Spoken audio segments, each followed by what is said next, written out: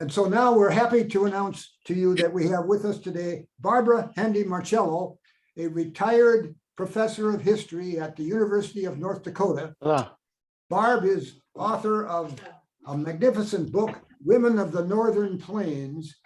And it's a very, very wonderful story about how people, both as partnerships, started the farms in this in North Dakota, and how important it was for the economy to have the partnership that was present. And this was not just wheat; this was butter and eggs and produce. And the person who was responsible for that was the house and the house. And so Barb has done a great deal of research in this area. And so we're just delighted here this afternoon, Barb. I see we have right now 22 participants and growing. So we have them from all over the place. And so we're delighted to have you, and go to it, Barb. Thank you, Paul. If you give me a second here, I'll get my screen up and going. Okay. All right. How's that? Let's see. Hi, Chell. Hello. I'm very happy to be here. Thank you, Paul, for inviting me. I think this is a great program. I'm just amazed at your at the expanse of your interest in finding out more about your ancestors, and I'm happy to be a part of that process of learning. I call my program the mainstay, and it's not my phrase. It's a term that was invented by a 19th century agricultural journal editor who woke up one morning and recognized that farm women were keeping people on the farms on the northern plains. It's not an easy place to farm. And he said, it's all the work of women that's making these farms successful. So I shamelessly stole his term, the mainstay, and but because I believe he was absolutely right. And I will tell you why over the next few minutes. So what do we know about 19th century farm women anywhere in the country? We know that anyone who worked on a farm in the 19th century was working very hard. The work was not easy. Most of it was not mechanized. And when you're settling a new farm, it's even harder. So we can just have hard working as part of what they did. We know they had many children. We'll talk a little bit about the significance of that in a few minutes. Women managed the household and the barnyard economies. And it's really important to add words like economy and finances when you're talking about 19th century farms and the women's work on those farms. Add those big words, the important words, economy, to the vocabulary, and it helps you understand what these women were doing. Many of them were foreign born. You had a program on that a couple months ago, and I'm not going to talk too much about that. You just need to remember that in some communities, there was a unity of cultural background that was helpful, but in some communities, people were sort of isolated by their background. So I think for the most part, Leonard Township was very much a uniform immigrant group, with a few exceptions. Another important role for women in these 19th century farms is that they were leaders in the community and in their church. And this is another role that cannot be underestimated. So let's take a look at a typical Rolette County farm in 1890. So you have an overview. Most of my statistics will be about Rolette County. Leonard Township was very small, about 105 people. It's very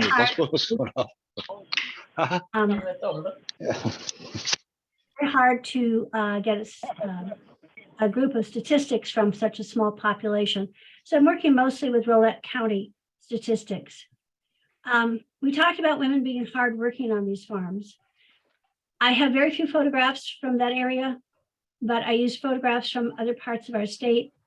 This is a Richland County farm about 1890, and you can see a configuration that's very typical of a North Dakota farm here. Two mature women sitting in front of the house. One is doing something with her hands. She might be knitting or mending. There's also a young girl standing with them wearing an apron. Probably that girl is old enough to help in the kitchen or the barnyard. There's a butter churn between the girl and the woman who's knitting. Butter churn was a very important part of a woman's work. Small children in the foreground and some small children on horses in the background. There's a chicken there. We're going to talk about how important chickens are. But then if you just take a look at livestock, you've got equipment, you've got lots of people who have to be fed, whose clothing has to be mended and made. This is an overview of the work of these women. So the Rolette County Farm, can you see that a little bit? Okay. In 1890, I used the agricultural census to get some information about the average farm. I think if everybody mutes their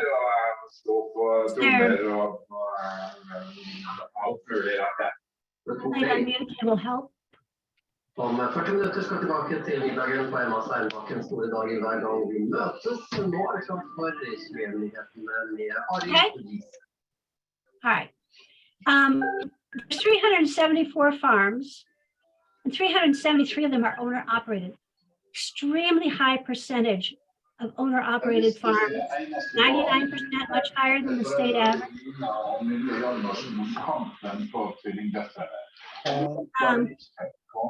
The land is acquired through 3 federal laws: the Homestead Act, Timber Culture Act, the Preemption Law, which allowed them 160 acres each, or they could purchase land. Excuse me, can the people, everybody mute their phones? There's some feedback.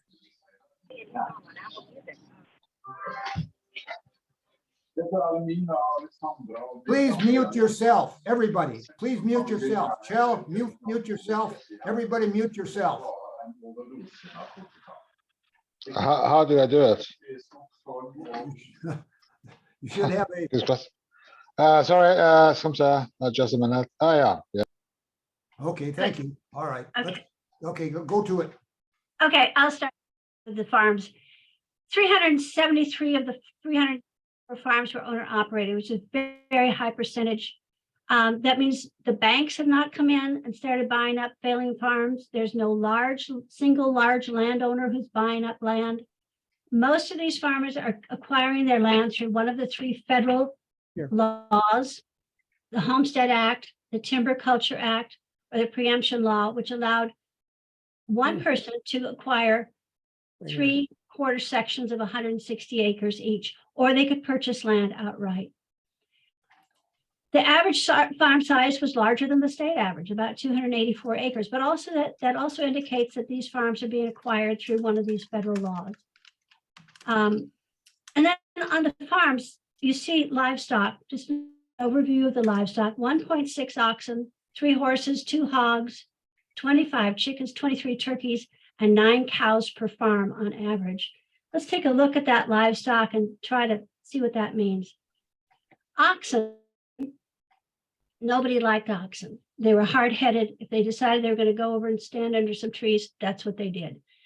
When we see oxen on a farm, it means that the farms are still developing. They're still breaking sod. As soon as they had finished breaking sod, they'd sell those oxen to some other newcomer.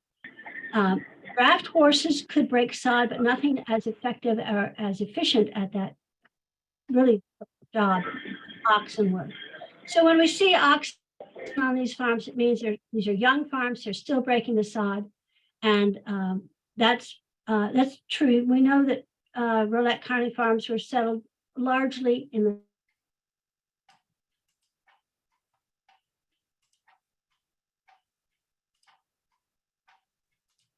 Barb, you're muted. We can't hear you. Okay, how's that? Got me back? I can hear you now. I can hear you. Yes. All right. Am I here? All right. Okay. Yeah. If we look at cattle were not purebred. The census calls them neat cattle. Neat is just an old-fashioned word for cattle. So you'll see the term neat cattle if you look at the census or some other older documents.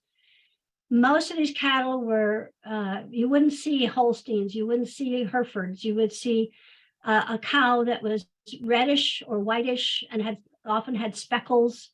They were all about the same.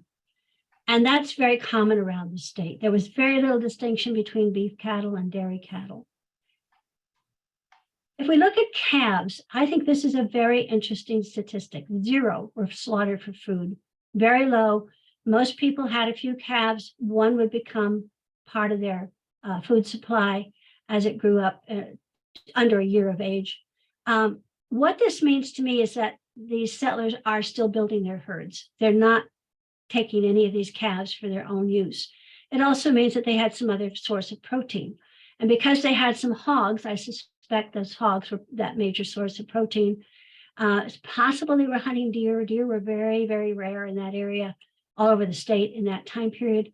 But they were not using up that resource. They were holding on to it and building the farm and building the herds on the farm. Also, a dairy cow in this time period was a cow that had had a calf. She was freshened, she was giving milk. That's about the main distinction between dairy cows and other cows. About 30% of all cattle were used for milk production, which just means about 30% of their cows are having calves each year, similar to the state average. On most farms, if they needed to, they would not hesitate to hitch a dairy cow up to the yoke and use it to pull the plow if necessary. And sometimes that happened. If a horse died, they might have to turn to the dairy cows for draft animals. Okay, let's see. All right. In addition to livestock, every farm in Rolette County raised wheat. Wheat was the big crop in North Dakota. People were looking at the Dakotas and saying, wow, you can go there and plow from one end of a field to the other without stopping to pull a stump or to go around bushes, which is not true in this picture Vincent van Gogh painted. His fields had some stuff in them. Ours didn't. But people said wheat will make us rich. They really believed that. That's why they came here. They were raising #1 hard red spring wheat, which was often graded as #2 by the time they got to the elevator with it. But the problem with wheat is that it only produces a profitable crop 1 in 10 years. And when it came in good, when you got a good crop and a good price at the same time, it was great. It was a lot of money. They could build a barn. They could buy purebred livestock. Later on, they'll buy tractors in those years. But that's only 1 in 10 years on average. In the 1890s, there were actually 2 years of profitable crops. In the other years, they had to find another way to buy sugar, shoes for the kids, kerosene, clothing, with some other source of cash. So this figure is extremely important, 1 in 10 years. It really helps us understand the importance of women's work. But they did raise wheat. In Rolette County, 60% of the improved acres were in small grains. When the census talks about improved acres, they're talking about land that's been broken, ready to sow to grains, has been fenced, or is used in some other productive crop like hay. I would guess most of the 40% of the acres that we're not seeing here was in hay. Of that 60% of improved acres, 80% was in wheat. Over 15,000 acres in the county in 1890 was in wheat. About 20% was in barley or oats. I suspect the barley was for beer making, the oats was for livestock. But wheat is still a really big crop in Rolette County. So when we look at a sub portion of the farm economy, we look at the barnyard, and this is where women's work really shines. This is where we really need to understand what women were doing. So if we look at the Rolette County barnyard production, we look at milk, butter, cheese, chickens, and turkeys in particular. Milk production was high, in average. 337 gallons per cow per year would make a modern dairy producer chuckle or maybe fall off his chair laughing. It's very, very low compared to a modern cow. But remember, these are not Holsteins. These are not cows that are bred for milk production. And this is an average per cow, so that reduces the amount because not every cow is producing a calf every year. But it is higher than the state average, which suggests that the women on these farms are using their resources and their skills to increase milk production. They may be feeding these cows a little bit better because they're producing. And they also have dairying skills that they brought with them, particularly from Scandinavian countries. Butter production is an interesting figure because it's a little low compared to the state, which makes me think that they are raising more calves, leaving their calves on their cow. And certainly the statistic we saw earlier that they were not slaughtering calves suggests that they're building herds. Also have fewer market opportunities. The towns that exist in Rolette County that would provide a market for butter are very small. So those markets are going to be small until the railroad can start carrying cream and or butter out of the county to big markets like Chicago. Cheese production is so small, I don't even bother with it in my book, but I bothered with it. It's important to look at it in Rolette County, particularly Leonard Township.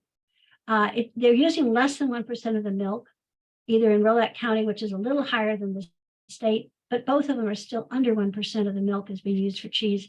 The reasons it's important in Leonard Township is because there is a cheese factory in Leonard Township, in section 11, actually.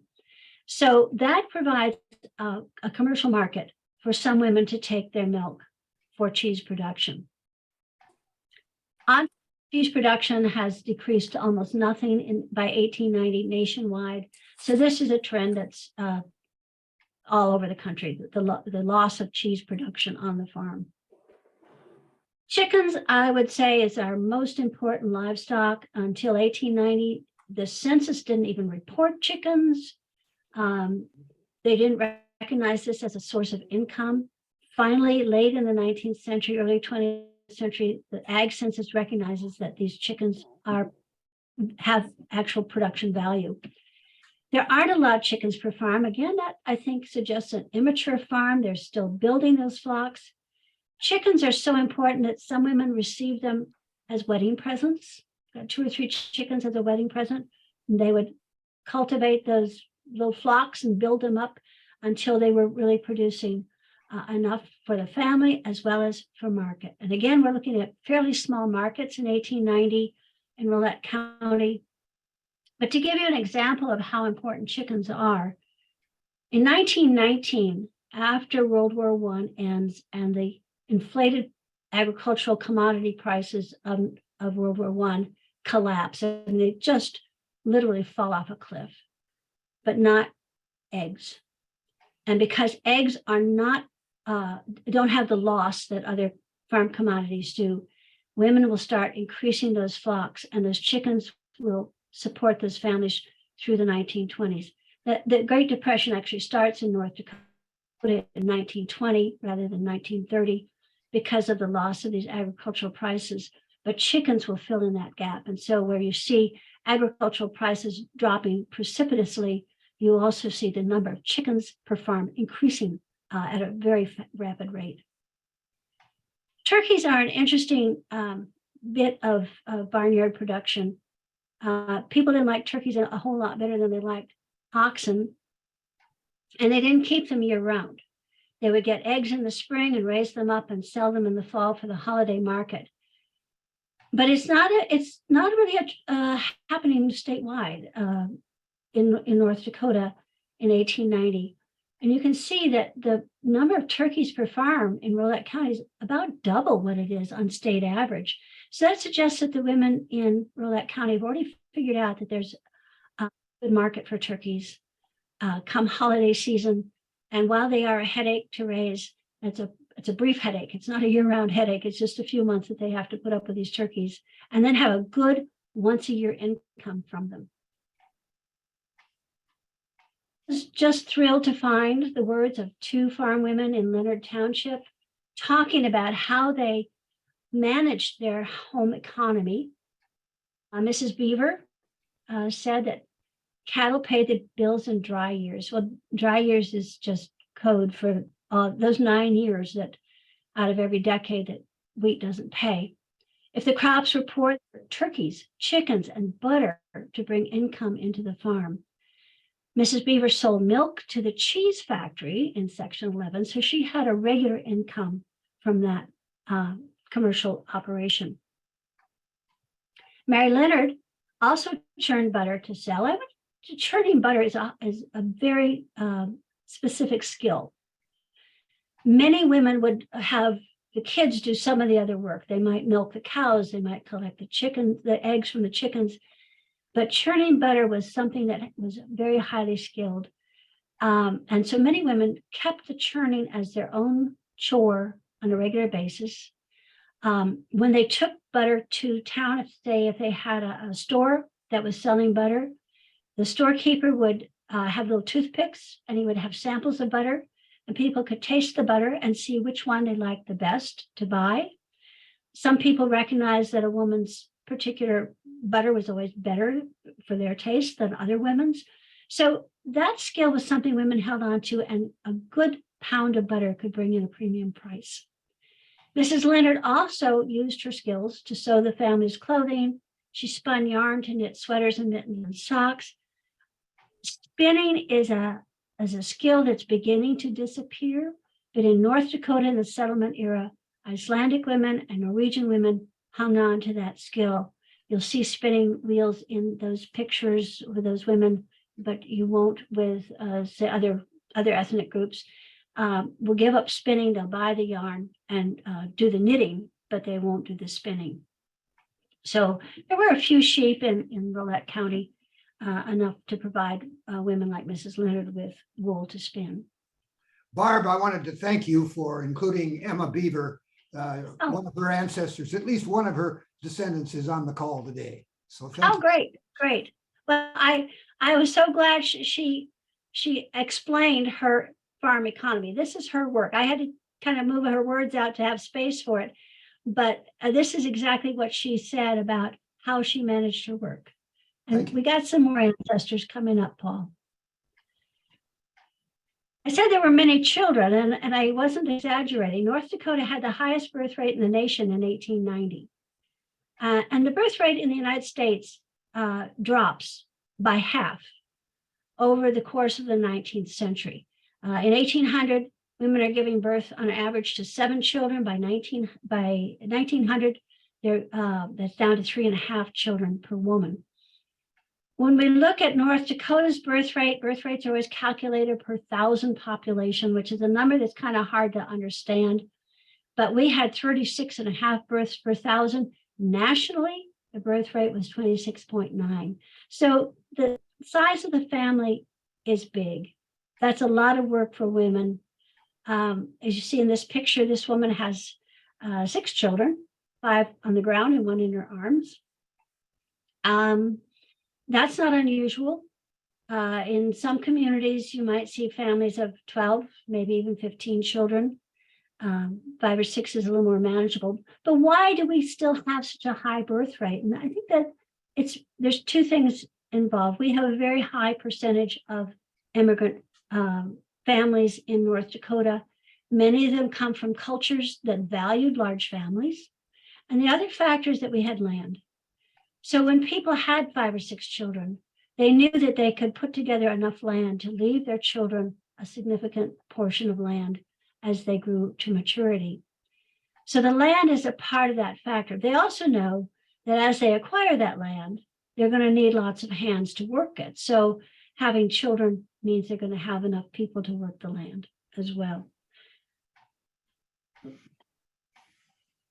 So let's talk a minute about women's leadership. The most important women's organization in North Dakota in 1890 is Ladies' Aid. And that's not one organization. It's not like the Women's Christian Temperance Union. It is an organization that occurs in individual congregations. But the Ladies' Aids follow a pattern that gives them a position in the community that is really, really important. I love this photograph of this Ladies' Aid meeting in Cheyenne, North Dakota. In the foreground, you see children. Behind them are women, many of them holding children who are a little too small to be out on their own feet. background, some older women without children in their arms, and in the far background, men. And this is a very typical Ladies' Aid meeting. Everyone came to the meetings. The women would go off by themselves, usually into the house where they would have their devotions, they would have a meal, they would do their handwork, and they would talk.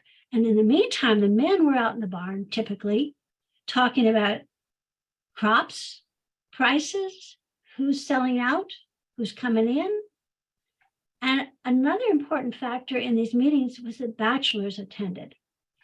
Bachelors came to these meetings not because they were bringing somebody to the meeting, but because this is where they could be taken seriously as full-fledged members of this community. And the Ladies' Aid meetings built this framework in which people could communicate about their community. It was also a good place for a bachelor and a young woman to meet each other. So there's also a place where women could keep an eye on bachelors and make sure the right kind of people to be involved in this community.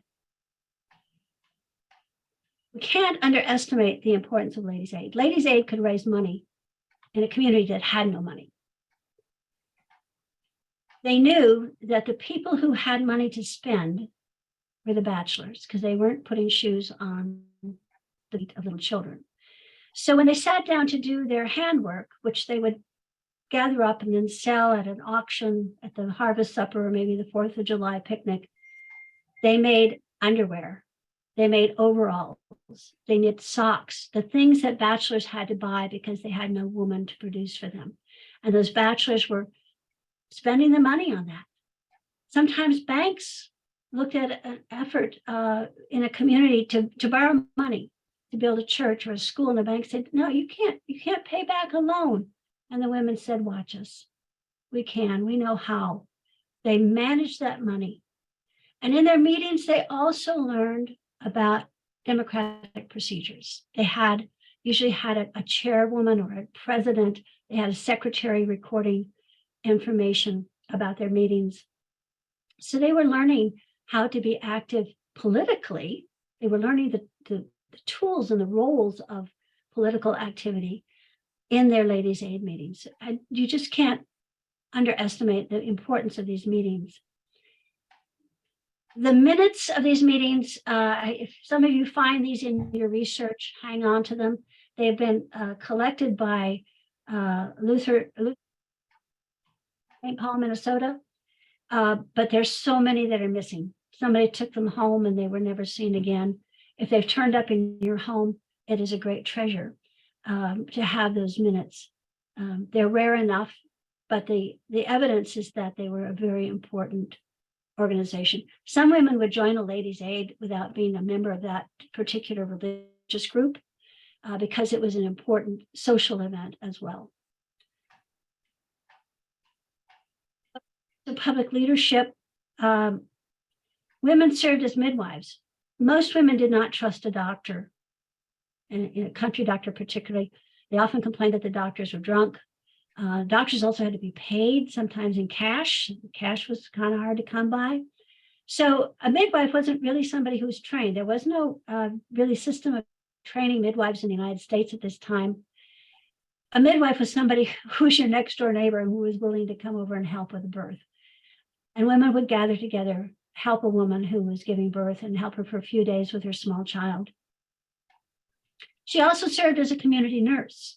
If somebody was sick, she would maybe take her milk cow and maybe her small children and go to that person's house and take care of them until they were able to get on by themselves again. When someone died, it was the women who came together to prepare the body for burial. These are all small community activities, but without these activities, these communities could not persist. So it's very important to look at these little activities that women would do, little things they would do for each other or for a neighbor who needed some help. Schools provide another place for public leadership. Women were often the teachers. Some people will say that married women couldn't be teachers, but in a community that needed a teacher and a married woman had the skills, they would hire married women as teachers as well. Women also provided housing for a teacher who came into a community with no place to live. So It wasn't often great housing, but it was another mouth for that woman to feed in her household and somebody else to take care of. And the Dakota Territory Legislature passed a law that said that women could vote in school elections. What that means is not official elections, but the meetings that were held in schoolhouses, perhaps to decide on the budget or the textbooks or something, a woman could vote alongside her husband. So what that law is saying is that the vote in a school meeting is not a family vote or one person votes for a household. It is each adult in the room has a vote, including the women. So that's an early form of public activity for women. It's not an official election vote. That happens in 1883. The territorial legislature gives women a school vote. So they can vote on school board, they can vote for superintendent, they can also sit on the school board and become a superintendent. So they began to have, after 1883, public elected positions that are an important part of community leadership. And another task that women did that was really important to these communities was to shelter newcomers. When somebody arrives with a wagon full of kids and some tools, they're looking for a piece of land, they need a place to stay.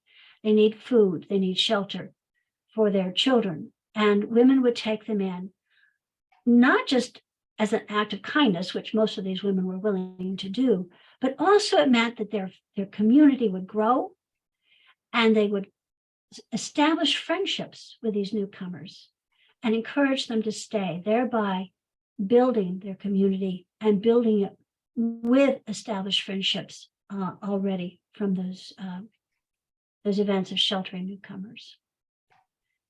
So where do I get this information? I know some of you are involved in doing some family research, and I think that's really important. I just want to run through quickly some of these resources. Marriages, baptisms, and ladies' aid records come out of church records. I think the church in Leonard Township closed after a while. I don't know what happened to those records. I hope they went to Luther Seminary. Barb, we have the records Okay. online for that church.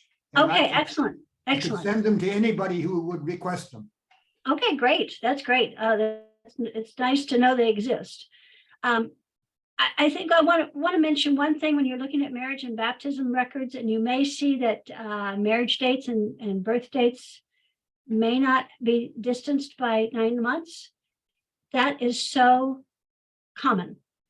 When I was doing this research, I kept coming across evidence of families saying, well, I had 5 children, and they named them all, and then they give the birth dates of all of them but the first one. And I couldn't understand why they were being so mean to the oldest child. And I realized the oldest child was probably born less than 9 months after they were married.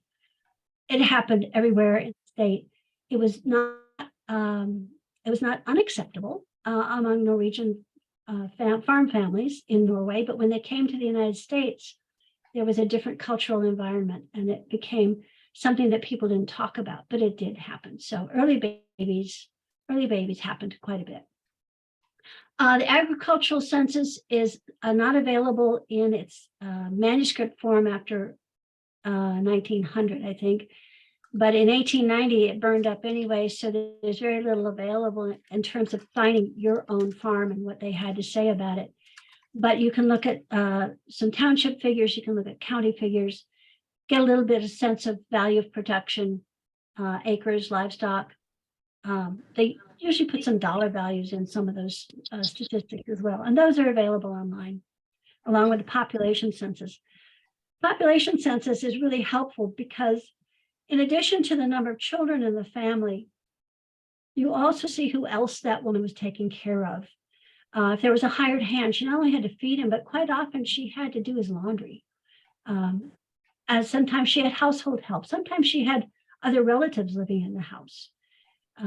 Maybe just for a short time, maybe for a long time. Sometimes they took in children that were orphaned in the neighborhood. So that information is going to be a little bit different than just knowing who was a member of the family. And if you look at the population census, and you look at women's occupation, it will invariably say none or housewife. Women's work on farms was enormously undervalued by not recognizing the work that they did in the barnyard, what we've just been talking about. So you have to read through these documents to see what's, you see occupation none, and you go to the ag census and you see there's 40 chickens, and you're thinking, who's taking care of these chickens? Well, it's the person who has no occupation who's taking care of those chickens, and who's also bringing in a great deal of income into the family. Memoirs and diaries are rare. Your family may have some, you may not. But what if you find somebody who lives next door who kept a diary, it's worth looking at, because quite often they would say, we went over and had a dance at the Smith's house, or we went to the Jones's house because there was a new baby, or because there was a death. So neighbors will, if they keep letters or diaries, might mention your family as well. I have not found any digitized newspapers from Rolette County, but there are some nearby. But all newspapers in the state have been microfilmed, and those microfilms are available. All newspapers that still exist have been microfilmed. And either your local library or the state archives will have those microfilms available. And then other documents, Paul mentioned the WPA Writers Project, excellent. You can look up under the Pioneer Biography files, you might find your family name. They also did interviews by ethnic group. So you might want to go to your ethnic group in those files. Those are on microfilm at the state archives, and therefore they can probably be borrowed. North Dakota Agricultural Commissioner reports are, I think the proper word is worthless, except once in a while, there's a little bit of information that's really interesting and really helpful. Otherwise, the data is really not very good. Sheriff records and court cases can be really helpful if you knew that your ancestor had, say, a fence line quarrel with somebody. That might be in a court case, might be in sheriff's records. Sheriffs were responsible for taking care of people who were poor or who were insane. That was the sheriff's duty to take care of that. Unfortunately, in North Dakota, the law says that counties do not have to keep records for more than 11 years. So, but the other part of that is that in small counties, labor is harder to come by than shelf space. So many of the smaller counties have kept those records, and the records will be available. I've been able to use records back to 1890 in a small county, but if you're going to Cass County or Burleigh County, they're probably throwing them out because they need shelf space. County plat books are really important. I said that almost everybody in Rolette County owned their own farm, operated their own farm. That's going to change. And you're going to see that in the plat books. Pretty soon you're going to see banks' names on some of those quarter sections as people sell out or walk away from farms that are failing. So lots of opportunities to find information that can help you understand your family background. So when we talk about women on farms, we talk about economies, we talk about dollars, we talk about numbers of chickens, but the question is always, did they like it? Were they happy to be here? And I found, Paul, I don't know if this is one of your direct ancestors, I found the words of Anna Gilgee. I was so happy to find this. This is very rare, to find this sort of expression of something other than dollars and cents. Yes. Which gets preserved, but this is different. She said it was beautiful to drive across those green fields in the spring when everything is so lush. You saw green trees, the river rapids that the rain had made. Paul, is that your ancestor? I think that was Ann. Wasn't that Ann? Anne, yes. Yeah, that's Yeah. my grandma. That's my grandma. Okay.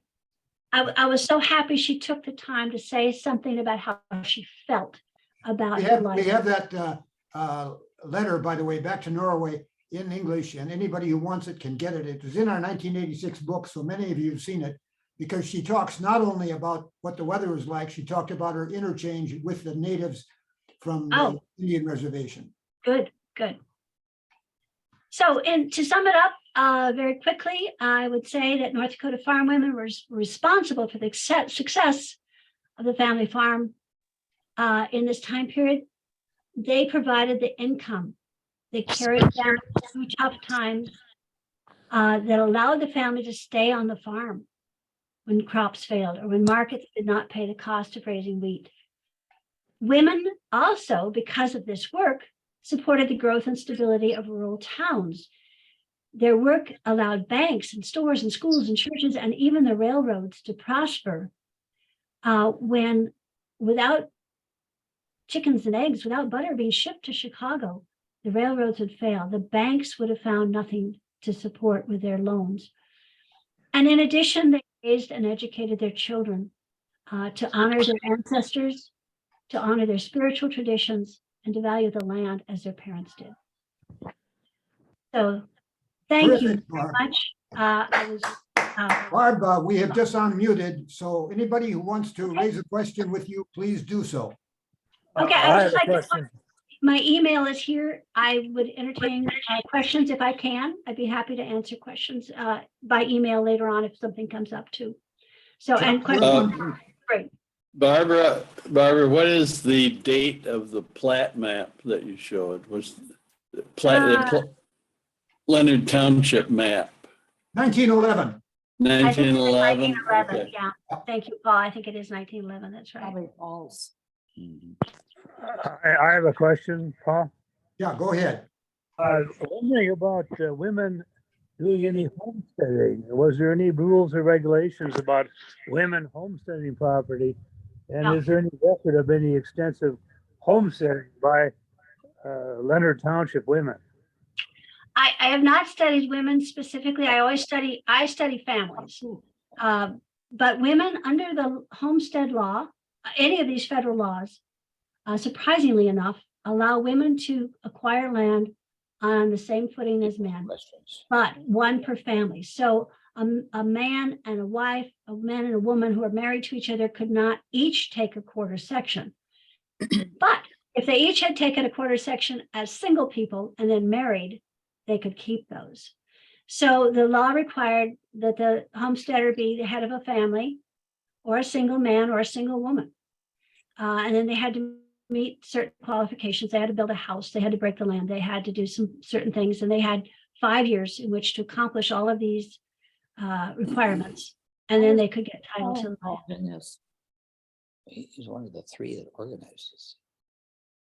Let me interrupt on a question since I can't stand to have a vacuum. That's my problem. Barb, you talked about the Farmers Institute in your book, and I was just blown away by this outfit in 1905 that tried to take the women out of the barn and put them in the kitchen. Could you discuss that? Yeah, it's this is one of the gender problems of farming. They would hold these Farmers Institute meetings and they'd look out in the audience and they'd see women. And so they realized they had to do something to entertain women. They thought the women were just hanging out there. The women were there to learn more about farming. But they started these special programs for women. They're still doing it, by the way, where women would learn something about childcare or butter churning or marketing butter or something. They did not want to talk about breeding cattle or breeding horses with women in the room. They could not do that.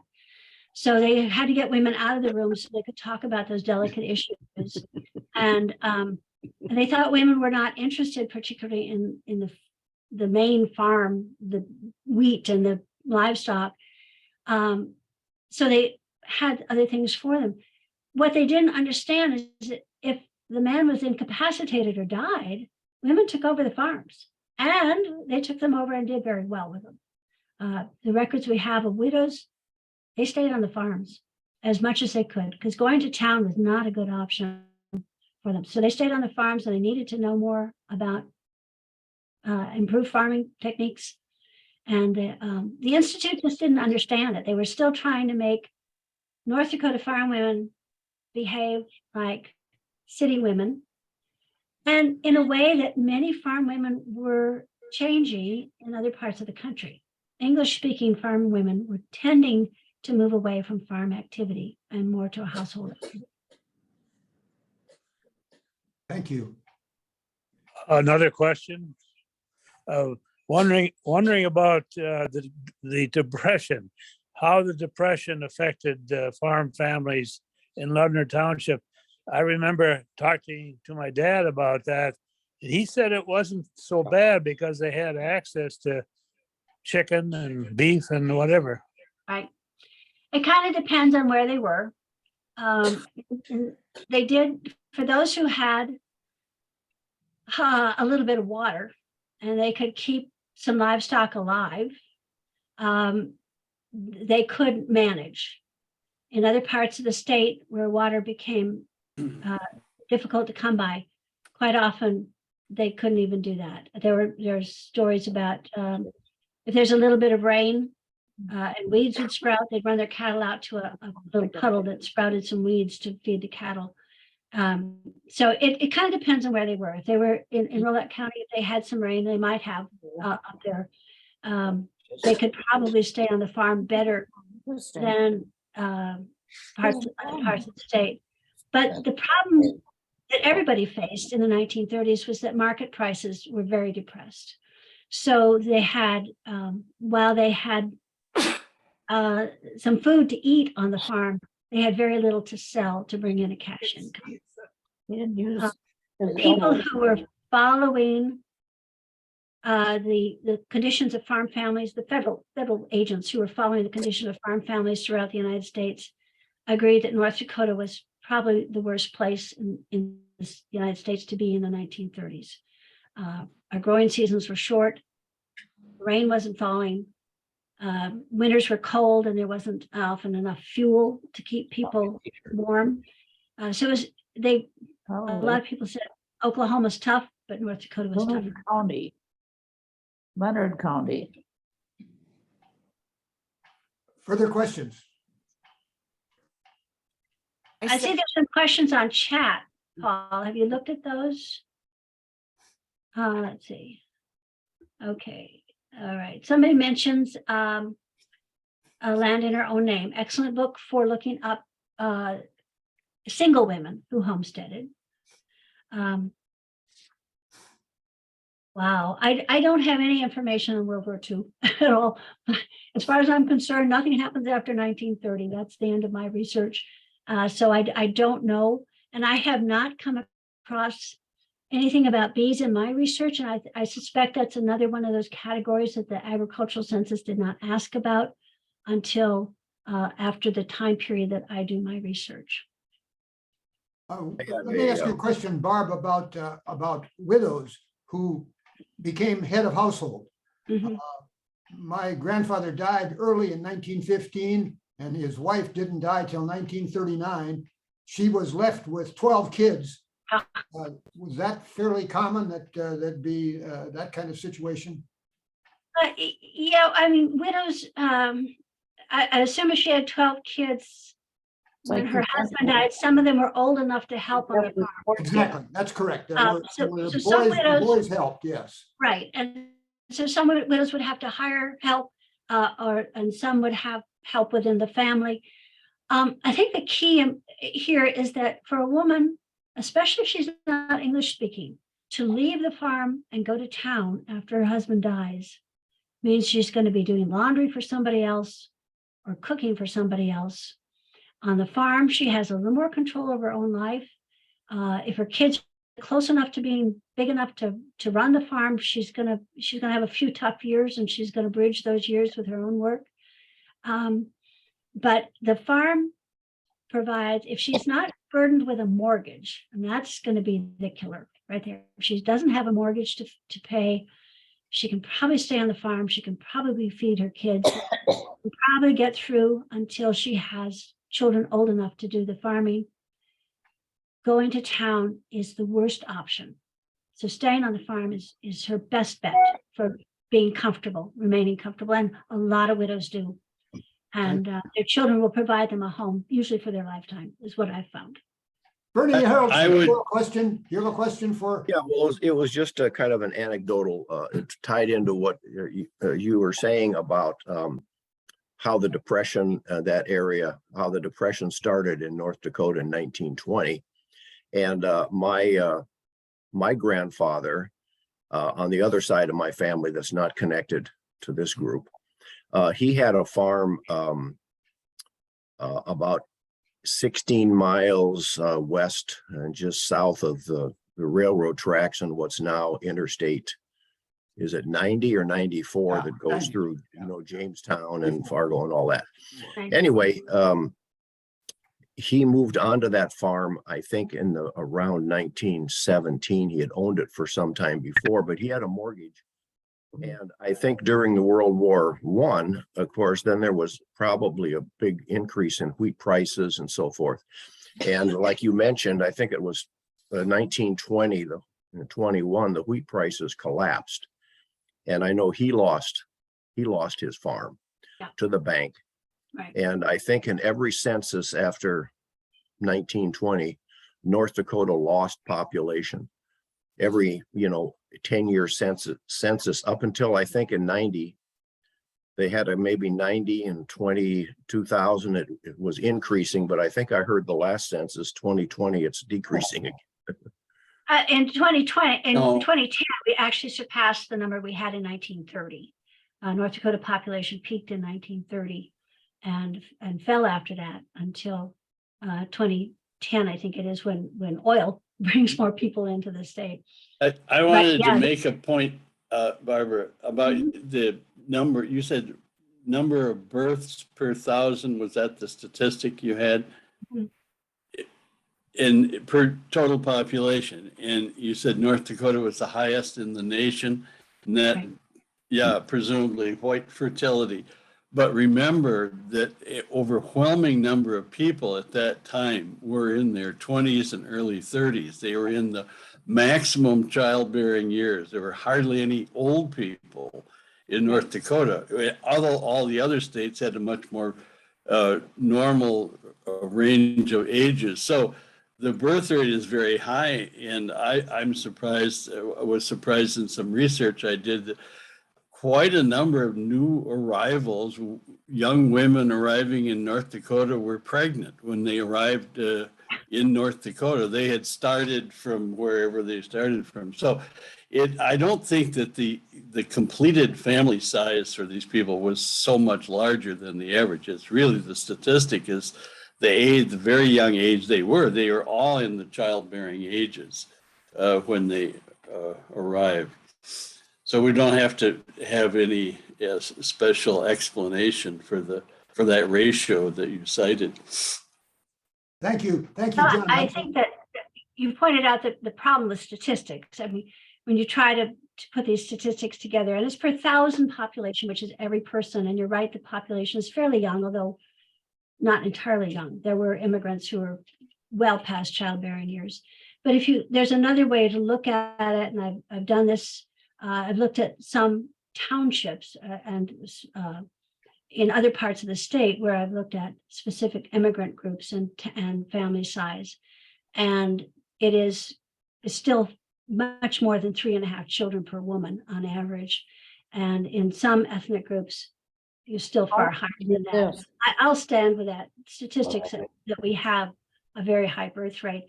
You're right. There's a lot of problems with this statistic. There's a lot of things to be unraveled, but including a young population. I have to go back. But and check, I guess. it's still these are large families. Jeff Epic, do you have a Nobody question? raises their eyebrows at a family of 12, but they do not until they get to 15 do people start saying that's a large family. I have a Jeff question. Epic, about do you the have a question? children. Oh, Bridget, go ahead. I once looked at the That's my settler accounts from Montana, and you have large families there too. But ultimately, the children's death rate was tremendous. And so many of the settlers who had 12 children to start out with ended up with 2, 3 children that actually survived and lived on the farms. Is that the case in North Dakota too? Well, Well, as John pointed out, there's a lot of, a statistic can vary a whole lot of factors. We also have more men in North Dakota than women. I think it's somewhere in my book, I tell you what the number is. But it's more than 1 to 1, more men than women. And so that's going to skew that statistic as well, because the men aren't giving birth, but they're part of that 1,000. My book. Not 1,000 women, it's 1,000 population. So that's men, women, and children Book. of any age. And so there's a lot of little factors that have to be taken into account. And I went through it pretty quickly today, but I would still say these women had a larger than average families, where women are reducing their families in other parts of the country. They're not reducing their families in North Dakota because there are other factors involved that encourage them to raise. I'm leaving. Jeff Epping, question from you? Paul, No? Okay. Yes. Paul, Chuck, go ahead. Go ahead. A very good movie. Who's speaking? Paul, Go ahead. Ask a question.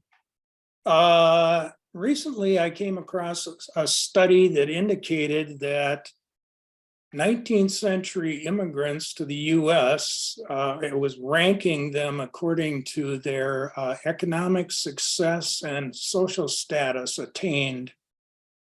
And the Norwegian group were at the bottom of the barrel.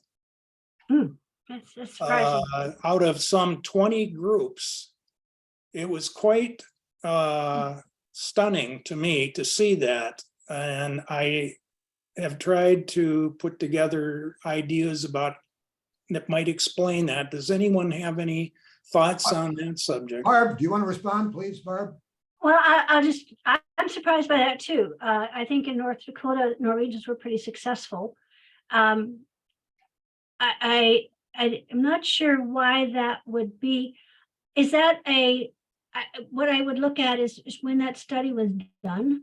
If that's a recent study, I'd be more comfortable with it. If it's an older study from early in the 20th century, I would say you have to. I wish I had the specifics for you.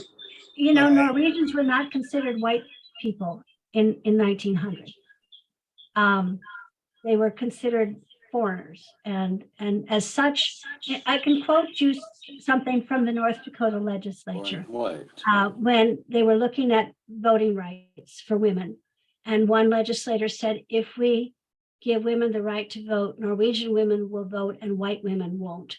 They were separating Norwegians out from that category of white women and white people. There's another story. A man was telling his wife, don't worry about coming to North Dakota. When you get off the train, you don't have to worry about Indians at all, but watch out for the Norwegians. So there was a real prejudice, Norwegians that we don't recognize today, but in 1900, 1910, 1920, there was a strong prejudice against a variety of people who came from other countries. And so I would look at the date of publication of that report that you were looking at. Well, I could send it to you. I could look it up and send it to you if you're interested. And one thing that I was you have to take into account where in the country they are. Why don't we do that? Why don't we take care of that separately? I was thinking that Mike, we got to have other questions. We're getting on the hour here. You can talk to her and get that settled. Anybody else? I'd be happy to. Anybody else have a question? In that study too. I'd be you have a question in that study. Oh, you have one? Okay. Okay. I just am saying I'd be interested in that study as well. I'm just all my ancestors are Norwegian. All right, so get that over to Barb then. My comment was going to be that most all of the Norwegian immigrants were agricultural workers, and in terms of social status, I don't think that counted for too much within our American society and, the way that occupations were viewed. The second thing is that I think in some ways we've had a very romanticized version of what the Homestead Act. You have a question, Mike? You have a question for Barb? Do you have a question for her? It was a comment. Okay, well, we got to stick with questions. It's almost 3 o'clock. It is probably after after the hour. Anybody else have a question for Barb? Wanda? Kat? Randy? John?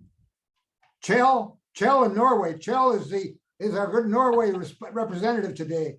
Chell, you ought to have at least one question.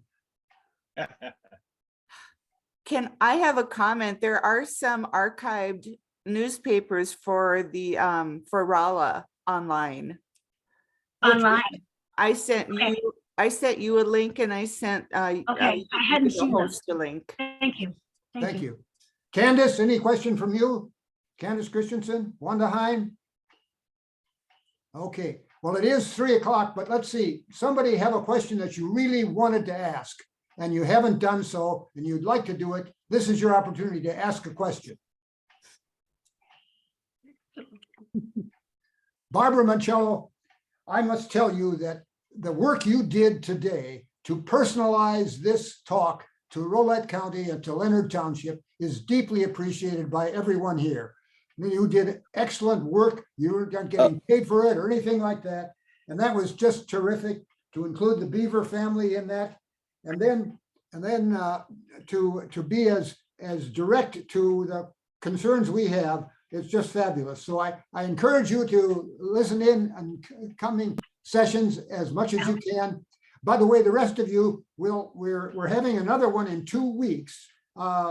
And that's going to be kind of not unrelated to us here today. Karen Hansen, professor at Brandeis University in 2 weeks, is going to talk about the Dakota natives in Devil's Lake area at the Spirit Reservation and how they related to the incoming Norwegian immigrants. It was a fascinating thing where both the natives and the immigrants shared the same land.